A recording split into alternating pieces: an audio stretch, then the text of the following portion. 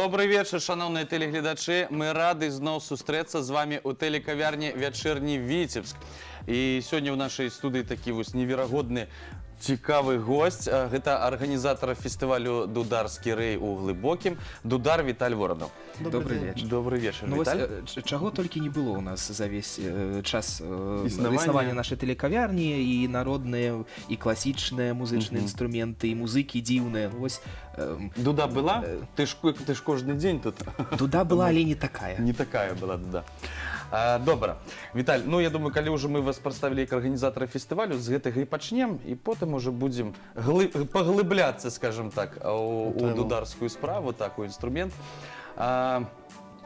Фестываль «Дударскі рэй», адкуль ён узнік, адкуль такая ідэя, таму што, ну, ёсць жа таксама яшчэ дударскі фестываль, так, у Беларусі.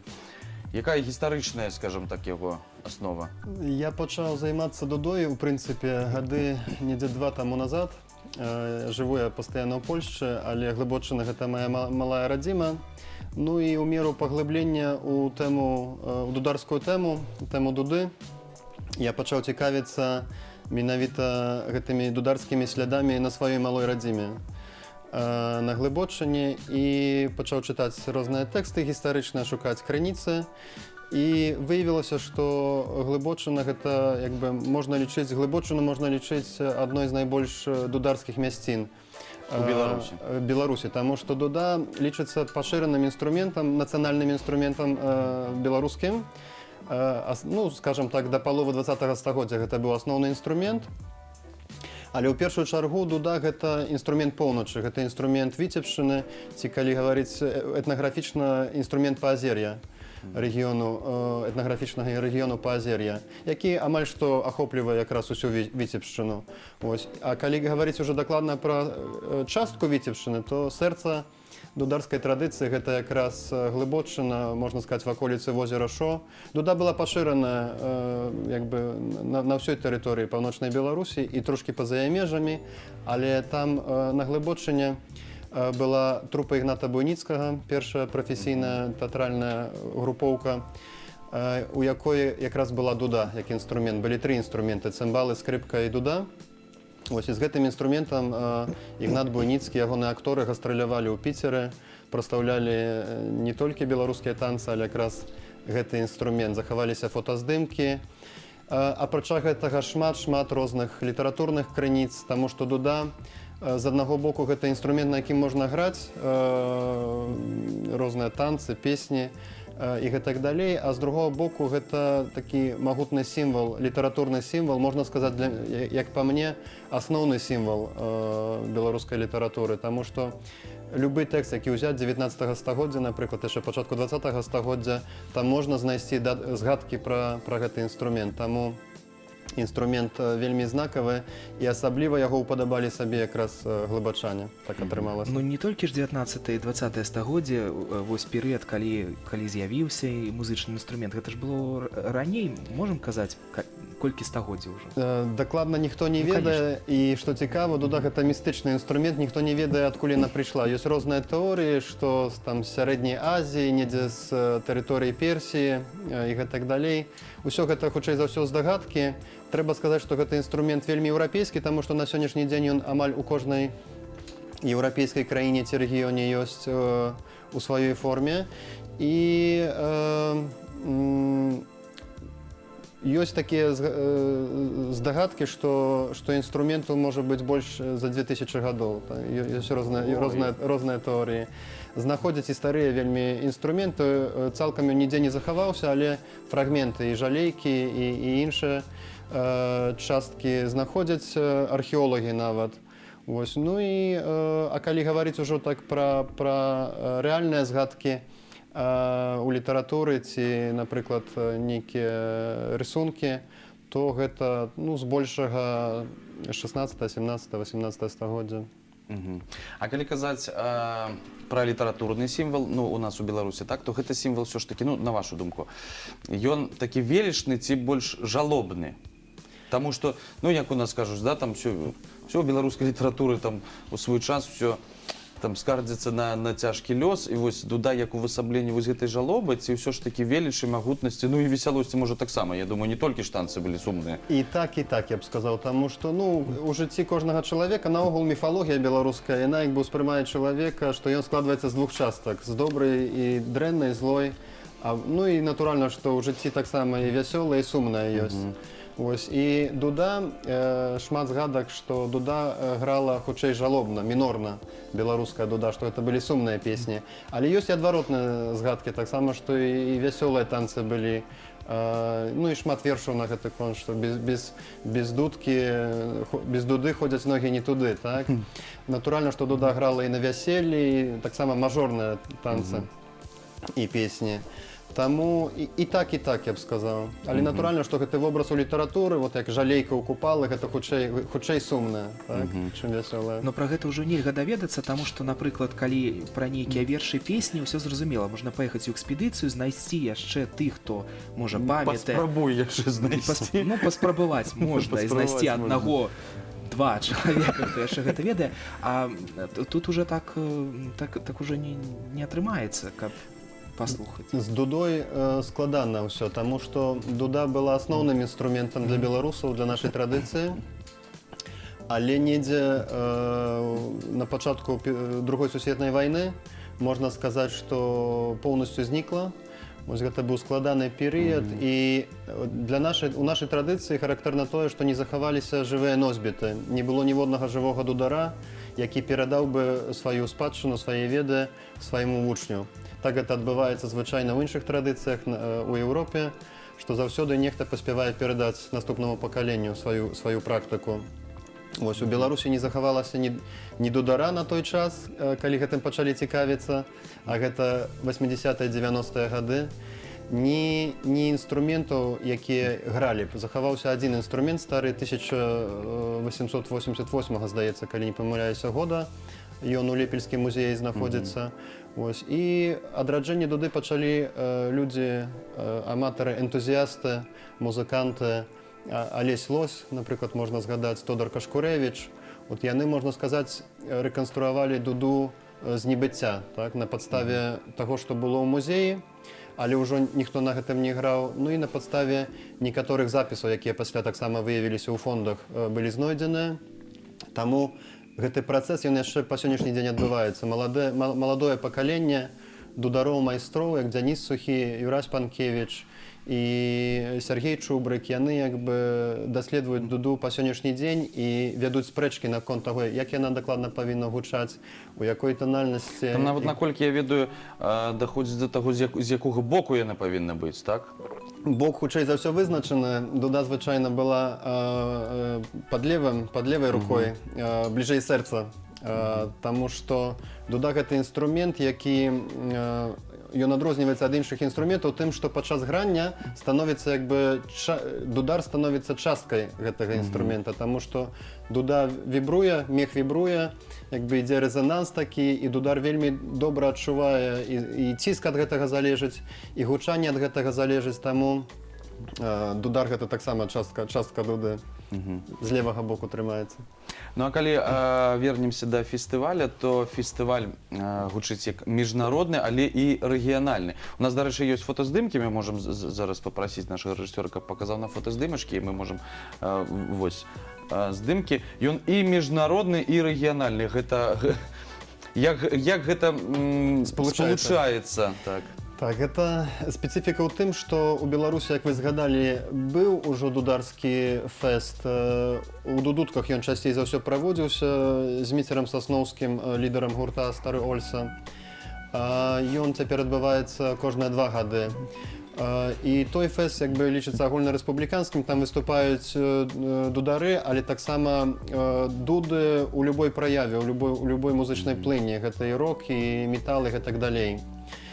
Сучаснае выкарыстанне дуды.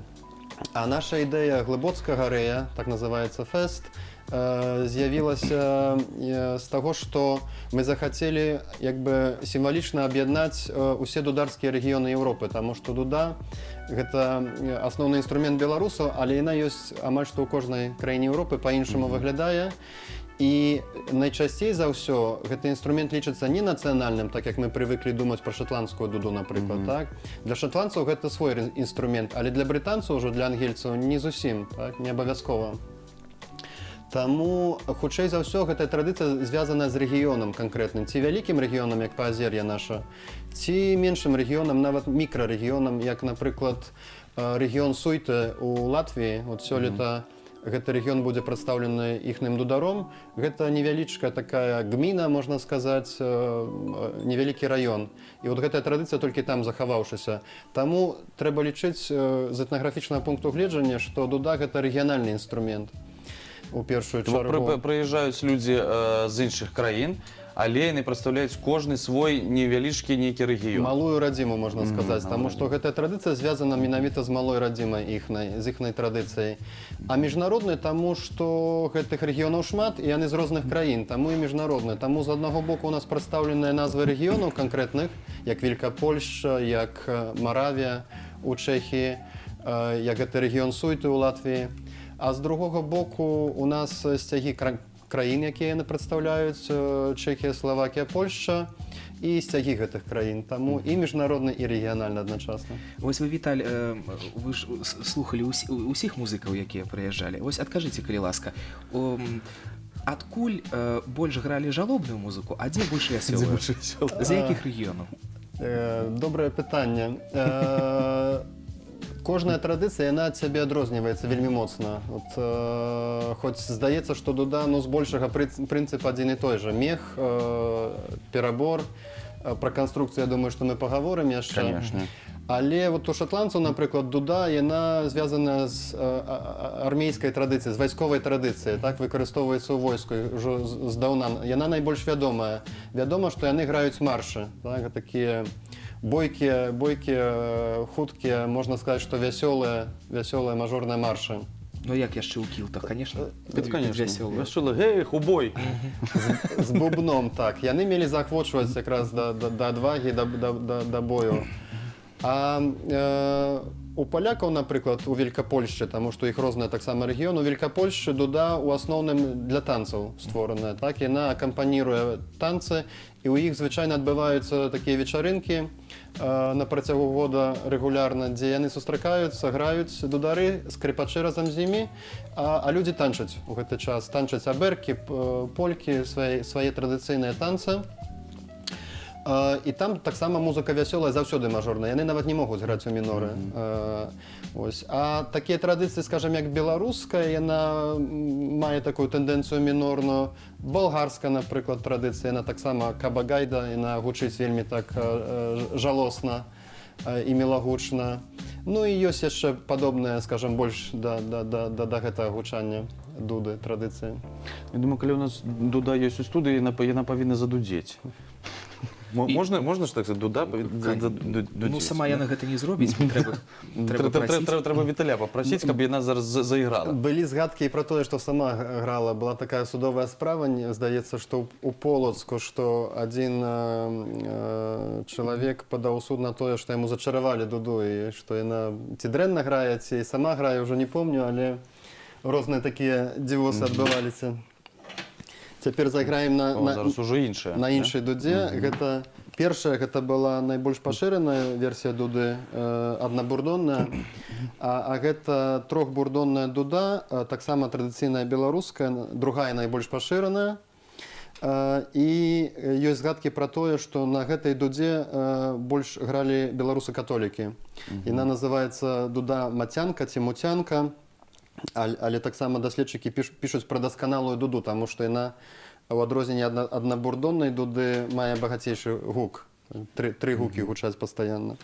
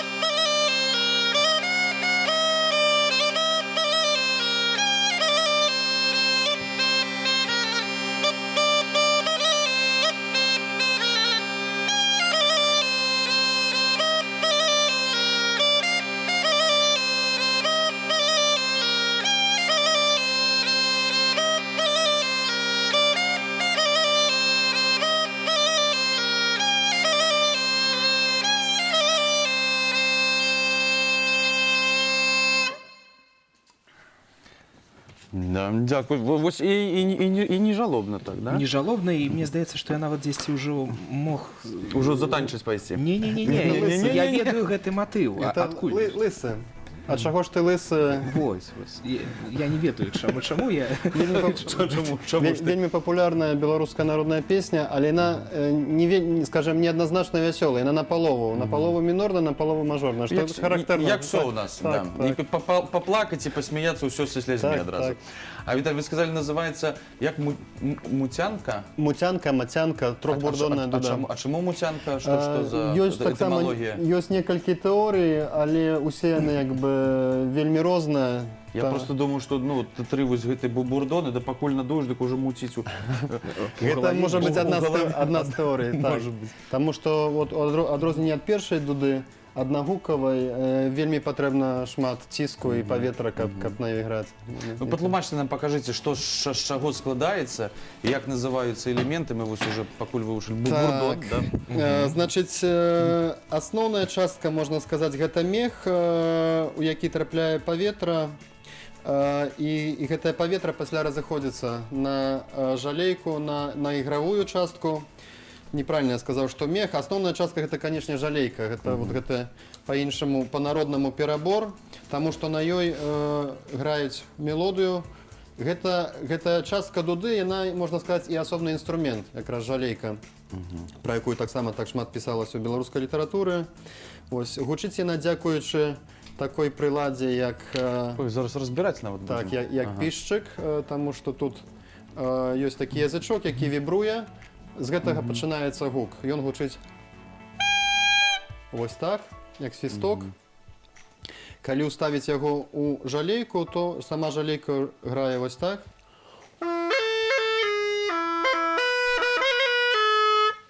Гэты гук узмацняецца дзякуючы такой характэрнай частцы беларускай дуды, як ражок.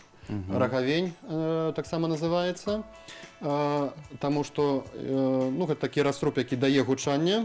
Вось гэты ражок, ён нагадвае такую прыладу, якую выкарыстоўваюць нават дзе-небудзь у гарах, каб на святах. Ну, я не магу паказаць. З якога каўказцы? Рог, як рог. Так, гэта таму і называецца ражок, але для беларускай традыцыі характэрна тое, што ён заўсёды рабіўся з дрэва. От у палякаў яны таксама ёсць, яны звычайна металічныя, як там, на прыкладзе гэтай мініятурнай дуды. Ось, а ў беларусаў яны драўляныя.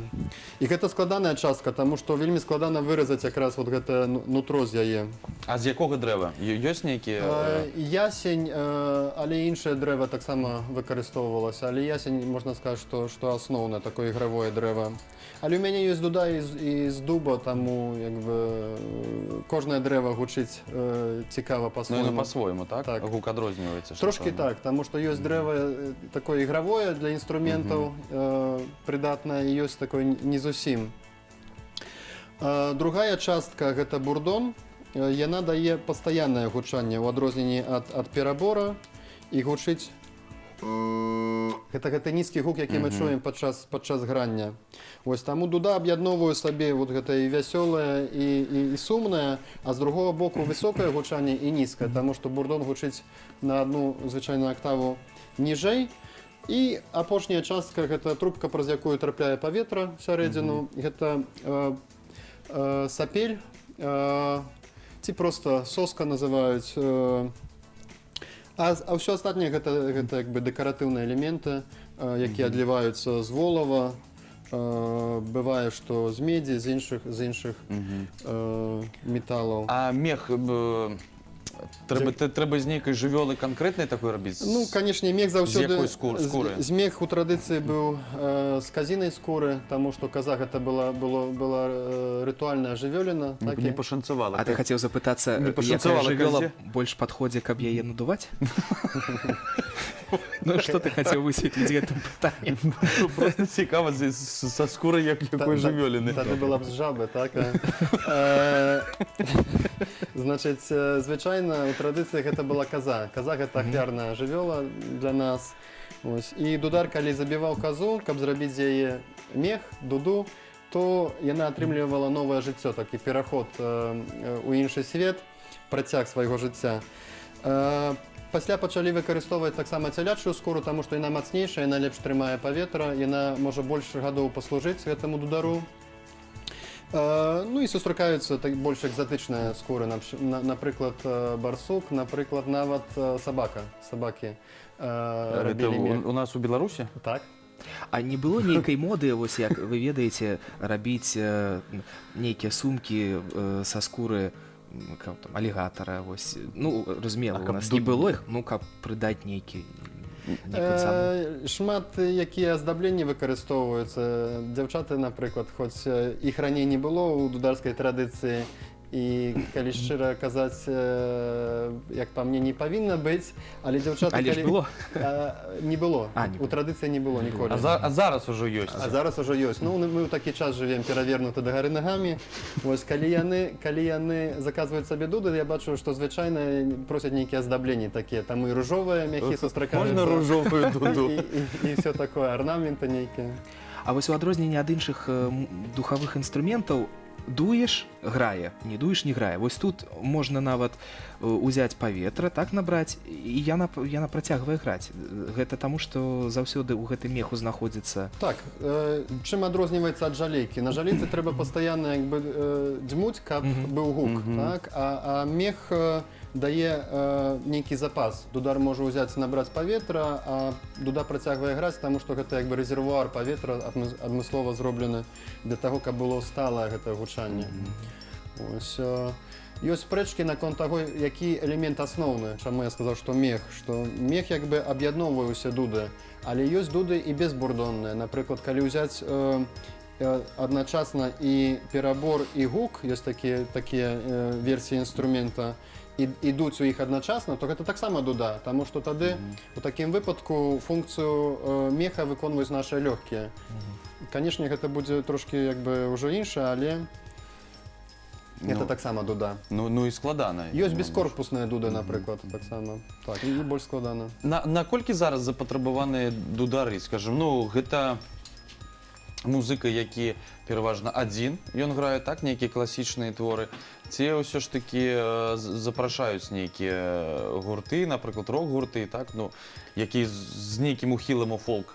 У Беларусі была традыцыя сола-выканання. Дудар гэта быў саліст, інакш кажучы. Трошкі пазней, напэўна, дудар аб'яднаўся са скрыпачом, і дуэт скрыпка-дуда таксама вельмі тыповы, характэрны для Беларусі. Можна граць таксама і з цымбаламі, і з гармонікам, ніякіх абмежаванняў няма. І ў гэтым як бы універсальнасць дуды, што дуда выкарыстоўваецца вельмі многімі беларускімі гуртамі, сучаснымі гуртамі, якія граюць сучасную музыку, усіх напрамкаў, ад тэхна-музыкі, як Юрась Панкевіч і гурт Пава, да больш старажытнай, сярэднявечнай музыкі, як Стары Ольса, і, ну, і, як я ўжо згадваў, і метал, і ўсё астатняе. Дуда там гучыць заўсёды цікава і па-свойму. Ну, запрашаюць, Ваську, запрашаюць. Дудары звычайна запатрабаваныя. У апошні час я не люблю слова модны інструмент, не люблю гэтай тэндэнцыі, але скажу, што дуда адраджаецца з імпэтам і набывае нейкую такую пашыранасць, асабліва ў Мінску, у вялікіх гарадах, што цікава. І, в прынцыпе, цікава на любым мерапрыемстве мець дудара. Ці пачаць урачыстае мерапрыемства на нейкай прэзентацыі ў галерэі, ці яшчэ нейкія ўрачыстыя мерапрыемствы. Дуда заўсёды да месца, так бы мовіць. Віталь, а вось строй на вас, гэты строй дудара, ёсць нейкія асаблівасці, што ідзе, напрыклад, там на свята, ніхто не бачыць дуду, але адразу кажуць, о, гэта дудар пайшоў. Ці гэта нешта паўсядзённае, што вам падабаецца? Не, у традыцыі, зноў жа, не было нечага такога, як дударскі строй, як дударскі касцюм. Не сфармаваўся такі панятак, але нейкі эталон прысутнічае ў тым плане, што агульнабеларускага рэспубліканскага строю не было. Але на Глыбочыне мы вырашылі, што трэба за ўзор браць тую адзежу, якую апрануты артысты і музыканты трупы Ігната Буйніцкага. Для іх характэрна тое, што яны ўсе былі адзеты, апрануты аднолькава. Вось. Ну і ёсць такія асноўныя элементы гэтага строю глыбоцкага, не выключна дударскага, але можна сказаць мастацкага такога ўзору сцэнічнага. Гэта штаны тыпу забыўся якога тыпу. Які могуць быць? Галіфе. Галіфе. Штаны галіфе, пінжак френч, кашуля вышытая, як па ўсёй Беларусі, пояс плецены. І самы, можа быць, характэрны элемент – гэта шапка-магерка, якая не толькі на Глыбочыне была пашырана ва ўсёй Беларусі. Гісторыя, што яна прыйшла з Вугоршчыны да нас, што Баторый яе прынёс. Вось усе акторы трупы Ігната Буйніцкага апрануты збольшага вось так. Але ёсць таксама вельмі цікавыя апрацоўкі, спробы рэканструкцыі строю Глыбочыны, традыцыйнага адзення Глыбочыны. І вось недавно выйшла такая кніжка «Традыцыйныя касцюмы Віцебшчыны». Вось там таксама Глыбочына згадваецца, і цікавыя ёсць спробы рэканструяваць мясцовы строй. А Віталь, падчас дударскага рэя ў глыбокім, так, калі быў гэты фэст, вы выступалі таксама ў музычнай школе для навучэнцаў. Вось у навучэнцаў загарэліся вочы, што давайце-ка, колькі ўжо можна там, на гітары ўжо ўсе там умеюць, ці на піяніна, давайце новую спецыяльнасць, вось дудар. Да нас вельмі прыязна ставяцца ўсе установы Глыбочыны, культурныя установы. Між іншым, таксама музычная школа, яна называецца мастацкая школа ў нас. І мы знаёмыя і з дырэктарамі, і з настаўнікамі. Я сам, зрэшты, хадзіў у гэтую школу, не скончыў, таму што мае бацькі з'ехалі за мяжу, не хапіла 2 гадоў. Але там я вучыўся на фартэпіяна. І мы зрабілі такі сумесны канцэрт, дзе дзеці музычнай школы, таленавітыя навучэнцы, паказвалі замежным дударам сваё майстэрства на розных інструментах, такі цымбалы, і фартэпіян, і іншыя інструменты. А дудары у адказ паказвалі сваё майстэрства. І натуральна, што дзеці рэагавалі з вялікай цікаўнасцю да ўсяго, што там адбывалася, але таксама настаўнікі. І ў нас ёсць такая папярэдняя дамоўленасць. Дудар, майстар Сергей Чубрык прэзентаваў у глыбоцкай школе, музычнай школе інструмент. Не дуду, а жалейку, на якой можна вучыцца граць, каб пасля перайсці на дуду. І па словах дырэктара установы, адзін хлопчык цэлы год займаўся, і вот сёлета на другім фэсце мы ўжо пачуем, што ён за год, як ён авалодаў гэтым інструментам, будзе прэзентацыя. Карацей, хутка ўжо на вяселлях зноў будуць дудары, а не тыц у ноутбук там і ўжо тыц, а будзе дуда. Ну, ваше слово Богу в уши, як кажется. Іван просто ўжо хоча замовіць, на будучае. Дударскі рэйс сёння ў нас у Віцебску, а я думаю, самы час паглядзець афішу нам, так? Што яшчэ адбываецца ў нашым горадзе? Ну, а потым мы ж павернемся, яшчэ паслухаем. Канешне, абавязкова. Партнёр афішы кандытарская фабрыка «Віцьба», ну а потым зноў будзем слухаць.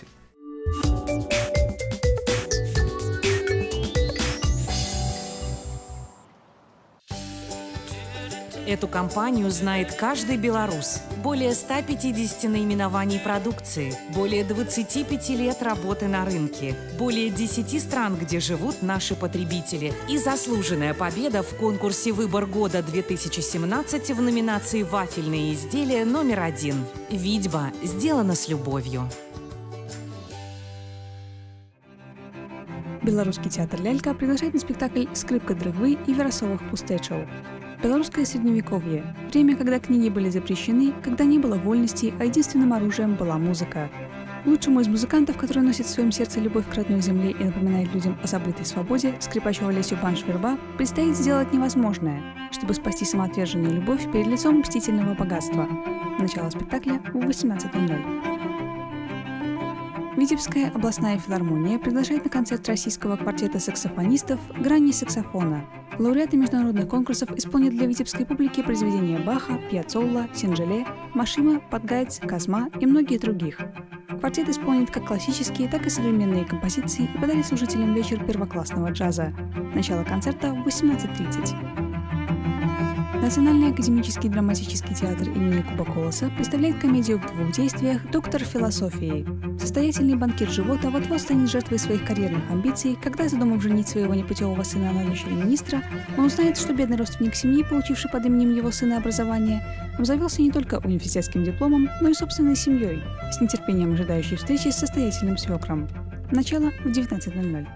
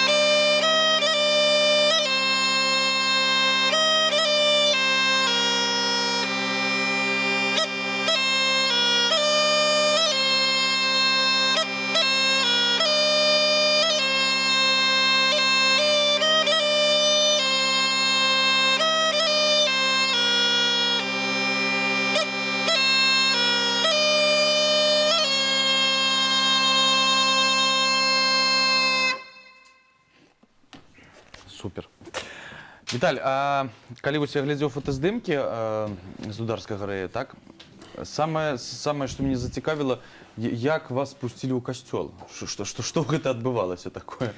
Значит, Ці вы раптоўна і зненацку нікога не запыталіся, так, пайшлі там яшчэ паіграем? У нас жа рэй. Не, наши гаспадары касцёла у удзеле, ці в удзеле па-мясцоваму, гэта айцы-францішкане. Паходжанне, якби яны з Польшчы, усе трое, але гэта традыцыйна францішканскі касцёл у Вудзеле быў, касцёл быў вернуты ў гэты закон. І айцец Банасяк, які там галоўны, ён паслухаў нашу прапанову і з цікавасцю пагадзіўся. Адкуль гэта ўсё ўзялося? Традыцыю мы падгледзелі у Польшчы, Славакіі, Чэхіі. Там звычайна, калі адбываецца дударскі фэст, усё заканчваецца якраз у касцёле ў нядзелю.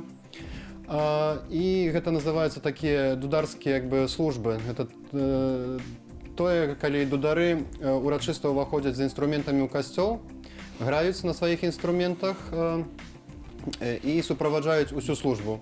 На працягу ўсёй службы граюць ці з дапамогай арганіста, які таксама выконвае сталыя часткі службы, ці без яго. Ну і мы прапанавалі, каб зрабіць такую службу у Вудзеле, і гэта, ў прынцыпе, прынялося. Сёлета мы ўжо другі раз будзем там таксама граць. Вельмі цікавае такое спалучэнне, можна сказаць, сінтэз традыцый, таму што дуда ў Беларусі гэта інструмент, такі карэнны, дахрысціянскі, так? Але з другого боку у касцёле вельмі прыгожая акустыка, асабліва ў вудзельскім касцёле, неверагодная акустыка. І я думаю, што тут ніякіх супярэчнасцяў няма. Хоць былі такія галасы у дударскім асяроддзі асабліва, чаму дуда у касцёле. Пытанне, чаму не. Згадак этнаграфічных пра тое, што была такая традыцыя ў Беларусі, няма. Хоць адна згадка пра царкву, быў такі падарожнік, не помню ягонае прозвішча, расійскі падарожнік, этнограф, які ў 19 стагоддзі завітаў у адну царкву, якая тады была праваслаўна, але да гэтага часу раней была яшчэ уніяцкай. І ён з абурэннем, праўда, згадвае, што там была такая традыцыя, што замест арганаў у гэтай царкве уніяцкай гралі дамарожчыныя рожачнікі, што хутчэй за ўсё азначае якраз дудароў. Ніякая жалейка, сапілка не магла граць у царкве. Таму нават магчыма, што і ў Беларусі такое было, калі у царкве уніяцкай ці касцёле не было, напрыклад, арганаў. Дуда магла граць. Добра, а глядзіце, вы ўсё ж такі ў глыбокім і застаецеся, так? Я да чаго вяду, таму што зараз шмат фестываляў на глыбочыне непасрэдна адбываецца, і ўвогуле па ўсёй Беларусі ёсць такая тэндэнцыя, з'яўляюцца такія рэгіянальныя фэсты, якія цікавяць жыхароў з вялікіх гарадоў. Але тут вынікаюць зноў-такі праблемы, што шмат такіх фэстаў і, будзем казаць, прама ляснуліся з-за таго, што ну, гэта фінансы, так, вымагае шмат фінансаў, але прыбытку мала. Вось, як вы спраўляецеся з гэтым, што фэст не раз на 2 гады, на 3 гады, а ўжо другі год будзе? Наш фэст праводзіцца дзякуючы падтрымцы глыбоцкага выканкаму. Мясцовыя ўлады захапіліся гэтай ідэяй. І мэр горада Олег Морхат і мясцовая дэпутатка Галіна Онукович падтрымалі прапанову. Вось, і дзякуючы інфраструктуры горада мы маем магчымасць запрасіць да нас у госці дудароў замежжа. Вось, гэтыя запрошаныя дудары, гэта звычайныя мае сябры, з якімі я сустракаюся на дударскіх фэстах у Польшчы, у Чэхіі, у Славаччыне, у іншых краінах. Вось, і яны, калі запрашаеш іх у Беларусь, адгукаюцца на гэтую прапанову. Спецыфіка ў тым, што яны аплочваюць свой прыезд. Вось, у нас няма ніякага фонду, з якога мы аплочваем квіткі. Яны самі хочуць купіць квіток і прыехаць у Беларусь, каб тут зайграць для глыбоцкай публікі, а адначасна паглядзець Беларусь, таму што Беларусь звычайна яны раней не былі. Бок у іх няма такога жадання, давайце ў сталіцу, ну што тут? Не, абсалютна няма, таму што звычайна гэта людзі, энтузіясты традыцыйнай культуры, яны закаханыя у традыцыйную культуру, і натуральна, што традыцыйная культура, традыцыйны асяродак, гэта вёска, так? Вясковае насельніцтва. Таму яны найбольш шчаслівыя, калі бачаць гэтых бабулек нашых у хустках, калі могуць назіраць, як гэта традыцыя жывая ў яе натуральным асяроддзі, так? Яны не рвуцца ў сталіцу ці ў вялікія гарады, наадварот. Ну а шока нейкага не адбываецца ў іх, калі яны трапляюць у нашу вёску, не? Абсалютна не. І вы ведаеце, вёскі выглядаюць збольшага ўсюды аднолькава. У Славаччыне гэта падобнае, я б сказаў, нават не тое, што вёска аднолькава выглядае, таму што у нас, напрыклад, драўлянае будаўніцтва, ў іншых краінах збольшага там ці цаглянае, ці яшчэ нейкае. Але ўсё астатняе тое самае, тыя самыя клопаты, тыя самыя людзі, вельмі простыя, адкрытыя. І Глыбоччына бярэ, захапляе нашых гасцей звычайна сваёй шчырасцю, адкрытасцю, ветлівасцю. Дудары, якія прыехалі, напрыклад, знакаміты дудар з Бельгіі Рэмі Декер, які быў запрошаны ў Глыбокае ў 2017 годзе. Ён сказаў, што яму ніколі не дарылі кветак на сцэне. А ён выступае, ён знакаміты там, яго гэта так узрушыла. Ну і гэта агульны прыём, гэта усмешкі на тварах глыбачан, гэта, канешне, для іх вельмі знакава. Не, ну ён прыехаў у вёску, дзе ў кожнай бабулі ёсць шмат кветак, побач... Півоні там, да? І ўсё гэта можна уручыць. Усё зразумела з тымі, хто прыязджае, а вось каб не згубіць тых, хто ёсць тут, я так разумею, з'явілася вось гэтая кніга, распавядзіце крыху пра тое, што дударская глыбоччына. Кніжачка невялікая памеру з'явілася як абгрунтаванне фэсту «Дударскі рэйд», таму што ўсё пачынаецца з тэорыі, правда? І ў 2017 годзе, калі мы прапанавалі такі фэст, дэбютны фэст, то я вырашыў напісаць, абгрунтаваць гістарычна, этнаграфічна, чаму менавіта ў Глыбокім, чаму дударская Глыбоччына, а не іншы раён, у якім я расказваю пра гісторыю, цытую розныя літаратурныя творы, глыбачан таксама, між іншым Ластоўскага, напрыклад, між іншым Пачопкі, мясцовага паэта, якія ўсе былі прысвечаныя дудзе. Вось з гэтай кніжкі зразумела, чаму Глыбокае, чаму гэты рэгіён і чаму глыбачане былі так закаханы ў гэты інструмент. Кожны, хто жадае больш паглыбіцца ў гэтую тэматыку, можа прачытаць кніжку і цяпер ужо ведае, чаму там, а не ў іншым месцы. Вось тут ёсць нават фота трупа Буйніцкага пасля выступлення ў спортинг-палацы. Ну вось тое, пра што вы казалі. Так, захаваліся дзве фотакартачкі, на якіх бачна дудар Адам Шульга, удзельнік тэатральнай суполкі Ігната Буйніцкага. Радзіма гэтай трупы гэта празарокі, у якіх мы таксама, дарэчы, граем, таму што наш фэст аб'язны не толькі ў Глыбокім. І там дзейнічаў і дудар Адам Шульга, і ўся трупа, славутая трупа Ігната Буйніцкага. зараз якія будуць нейкія адрозненні вось сёлета які будзе фестываль ужо з улікам таго што прайшоў будуць можа нейкія госці ці прыедуць зноў такі тыя якія ўжо кажуць мы яшчэ можна мы яшчэ разок прыедзем 2 дні тому назад у нас была планёрка ў выканкаме, дзе мы планавалі якраз якія можна ўвесці новаўвядзенні, нешта выправіць, нешта зрабіць па-іншаму. Але збольшага структура фэсту застаецца такой, як яна была летась. Запрошаныя госці, вядома, што мяняюцца. Летась у нас былі госці з Польшчы, Чэхіі, Бельгіі, з Карэліі ў Расіі, здаецца, шатландцы былі 2 шатландца, больш, здаецца, нікога не забыў. А сёлета з такіх найбольш экзатычных у нас партугальцы ўжо пацверджаныя, 3 дудары. нават у іх ёсць. Ёсць у іх вельмі пашыраны гэты інструмент, свая прыгожая традыцыя. Сёлета у нас таксама рэпрэзентанты Славакіі, і будзе адмысловая выстава нават прысвечаная славацкай дудзе ў мясцовым музеі. Сёлета у нас 2 польскія групы, 2 розныя рэгіёны, Великапольшча і Суская зямля, гэта на поўдні ў гарах. Сёлета у нас будзе латышскі дудар з Суйты, з рэгіёну Суйты. Маравакі зноў з Чэхіі, тыя, што былі летась, здаецца так. Нікога не пакрыўдзіў. Магчыма, што сербы яшчэ і пад пытаннем Бельгіі. Ну, я думаю, варта просто сабрацца нават з Віцебскую, не толькі з Віцебскую прыехаць, каб паглядзець на гэта, калі прыязджаюць з такіх краін, людзі, ну, для мяне зараз, напрыклад, адкрыццё, што партугальцы таксама. Абавязкова трэба сабрацца, таму што, паверце мне, што гэта такі фэст, унікальная падзея ў тым плане, што прыязджаюць дудары, якія часцяком па сумяшальніцтву таксама прафесійныя музыканты, даследчыкі дуды, напрыклад, з Бельгіі Жан-П'ер заяўлены, ці Рэмі Дэкер, славуты дудар. Яны прафесіяналы, сапраўдныя прафесіяналы свайго майстэрства, і тая нагода, што яны прыязджаюць у глыбокае, унікальна не толькі для глыбокага і нашага рэгіёна, але можна сказаць, што для ўсяго паазер'я, Віцебшчыны, але і для Беларусі. Таму летась былі госці з усёй Беларусі, але таксама і з замежжа нават запрошаныя госці з Латвіі, з Літвы прыязджалі. Таму абавязкова варта ў любое надвор'е не прапусціць такі цікавы, як мне здаецца, фэст. Абавязкова трэба наведаць. А Іван, я гляджу, просто не на жарт зацікавіўся ўжо друкаваны. А я якось вся моладзь вось наглянец звярнула увагу, калі ласка. Нечакана было нешта про дуду прачытаць вось у глянцавым журнале. Так, дарэчы, гэты часопіс, ён дудар. Альманах. Альманах. Выйшаў 1 нумар, рыхтуецца другі.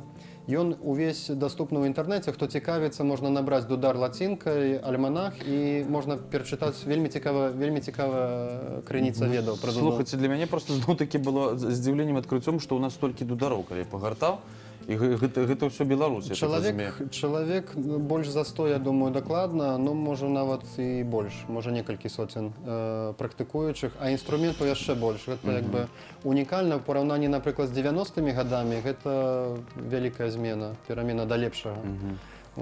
А яшчэ пра матэрыялы кажучы, пра друкаваныя матэрыялы, Глыбоцкая бібліятэка зрабіла такі фонд, стварыла адмысловы, адзіны ў Беларусі, дзе збіраюцца друкаваныя матэрыялы, прысвечаныя дудзе не толькі тэорыя інструменту, прысвечаная выданні, але таксама літаратурная крыніца, і вельмі старыя ў тым ліку. Таму па магчымасці, калі не на фэст нехта не можа прыехаць, то абавязкова трэба зайсці ў Глыбоцкую раённую бібліятэку і там паглядзець выставу, пастаянную экспазіцыю «Дуда моя, ты спеўная», і там вельмі розныя цікавыя матэрыялы, прысвечаныя дудзе. Ну, я гляджу, так, увогуле грунтоўная была падрыхтоўка, таму што калі глядзець на афішу, то і тут глыбоцкія традыцыі, маляванка, так, Язэп Драздовіч нават на афішы, вось там у Івана кубачак можна паглядзець, бліжэй паказаць. Вельмі рады, што вы згадалі якраз рэкламную прадукцыю, таму што гэта вялікая праца нашых глыбоцкіх майстроў, дома рамёстваў. Дарэчы, найстарэйшы дома рамёстваў у Беларусі, якому больш за 20 гадоў ўжо, у 92-м годзе, здаецца, яго заснавалі.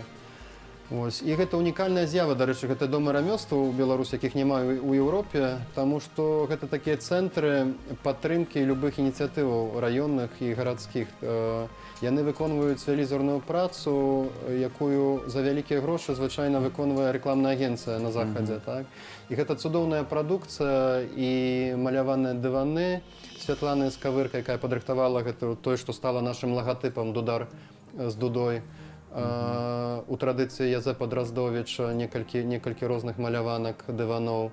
Гэта таксама розныя памятныя медалі ў дрэве, якія выразае Віктор Дудкевіч, мясцовы майстар. Гэта і гляняныя вырабы, і шапка-магерка таксама зваляна ў доме рамёстваў, таму там у людзей залатыя рукі, і вот яны рыхтуюць рознага кшталту такую прадукцыю якраз адмыслова пад наш фэст, за што я вельмі ўдзячны як арганізатар. Ну і для калекцыянераў таксама вось Магніцік. Так, вядома, што для турыстаў, для гасцей фэсту выдаюцца таксама такія сувенірныя прадукты на падставе таго, што зроблена рукамі. Гэта і магніцікі, і значкі, і сёлета будуць паштоўкі памятныя. Сёлета можна будзе на фэсце падысці да такога століка, дзе будзе беларуская пошта дапамагаць дасылаць паштоўкі ў любую кропку свету. Любы госць фэсту зможа купіць за сімвалічныя грошы паштоўку фестывальную і адправіць яе сваім сябрам у Беларусі ці ў замежжы. Віталь, ну яшчэ давайте уже часу не так шмат, але адкрыем, я не думаю, што таямніцы, знайшлі гэтую інфармацыю на прасторах Сеціва. Вы жывеце ў Познані, але выкладаеце ў чэшскім універсітэце і выкладаеце ірландскую літаратуру. Выкладаў. Гэта дзіва нейкае. і на беларускай мове. Не на беларускай.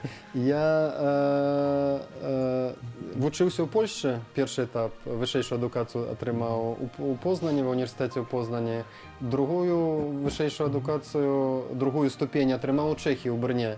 І там у межах пасля магістратуры, паступіўшы ў аспірантуру, вучыўся, пісаў працу і выкладаў таксама літаратуру, ірландскую менавіта літаратуру, але на англійскай мове. Таму што ірландцы пісалі на дзвюх мовах, вось гэта і Бекет, і Джойс, такія славутыя пісьменнікі. Пасля яшчэ стажыраваўся ў Амерыцы, ў Канзасе. Шмат падарожнічаў, на сённяшні дзень збольшага асеўшы асноўная праца ў Польшчы, але вось апошнія 2 гады давялося так, што зрабіць так, што ў гэты зімовы перыяд, калі акадэмічны год, я там працую, а калі пачынае цяплець, недзе так з канца траўня да амаль што верасня-кастрычніка я на Глыбочыне, на радзіме, на сваёй малой радзіме, у Вудзеле, у хаце майго дзеда, якая засталася ад дзеда. І так спалучаю. Карысна. Ну, а на зімоўку вы туды, куды крыху цяплей. А зімаваць, таму што прозвішча воранаў там атрымліваецца натуральна. У мяне ёсць для вас ідэя, каб зрабіць фэст яшчэ больш цікавым для моладзі. Трэба назваць яго не дударскі рэй. Дударскі, прабачце, калі ласка. Не дударскі рэй, а дударскі рэйв. І тады у вас не будзе проста месца, куды яшчэ... Прычым захаваць, зрабіць з гэтай інтрыгай, моладзь прыязджае. А там... Выбачайце, да. Ну, трэба адно слова сказаць пра гэты рэй, што гэта азначае. Рэй – гэта задаваць тон у музыцы ва ўсім, так? І быў такі верш Янкі Купалы, прысвечаны Ігнату Буйніцкаму, што важна, рэй Ігнат Буйніцкі ў танцах нашых водзіць. І там якраз гэтае слово, што пад дуду і пад цымбалы топ не праспявае, сцеражыцеся ўсе людзі, беларус гуляе. Таму рэй, весці рэй – гэта значыць задаваць тон, і дуда задае тон якраз падчас фестывалю. Ёсць іншыя інструменты, але дуда – гэта асноўна. Добра, давайте зараз паглядзім, што ў нас задасць зараз, які рэй Александр Каренман разам з намі. Паглядзім, потым вернемся. Женские Причиндалы. Бьюти-блендер. Я думаю, что это какая-нибудь кухонная машина, при помощи которой измельчают продукт. Красивый блендер, очень красивый, в цветочек, в горошек, а может быть в крапинку. Чтобы что-то приготовить вкусное мне. Какой-то блендер для красоты. Это невероятно крутая новая насадка, которую можно надеть на фен и накрутить самую модную прическу. Может, какой-нибудь маленький блендер, в котором... Явно что-то взбивать. Только что? Бьюти-блендер. Взбивать опять же, я не знаю. Смесь разных макияжей, которые наносятся там слоями. Определенно для того, чтобы приготовить для мужчины завтрак.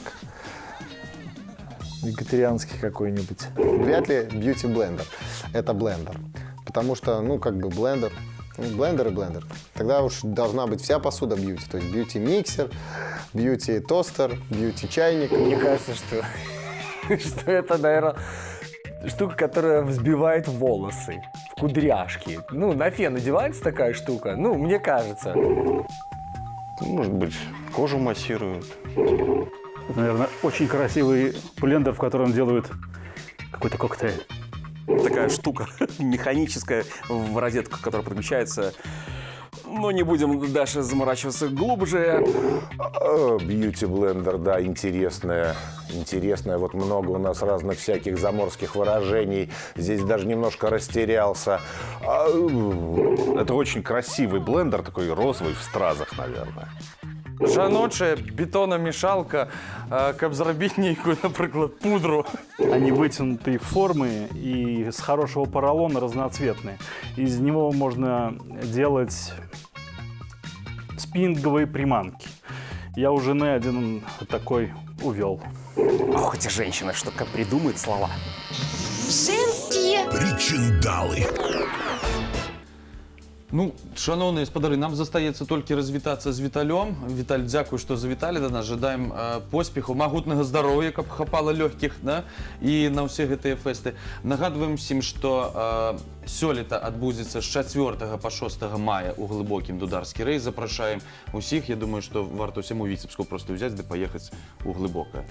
Тым больш, што я спадзяюся, што ўсё ж такі гэта будзе рэйф. На гэтым усё. Усім нясумнага вечара. Пабачымся пакуль.